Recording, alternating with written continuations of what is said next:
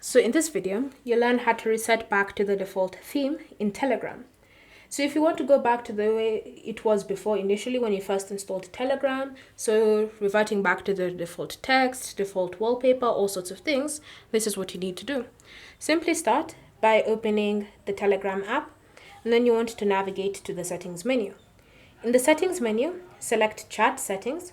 Then from here, in order for you to revert back to the default theme, simply start by tapping on the three dots in the top right corner, then choose the option reset to default. From here, confirm by selecting reset, and then everything will go back to the way what it was in default style. So for example, the text size will go back to default, the theme itself will go back to default.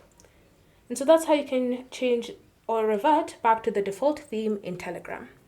Thank you for watching. If you have any questions or comments, leave them down below and we'll get back to you.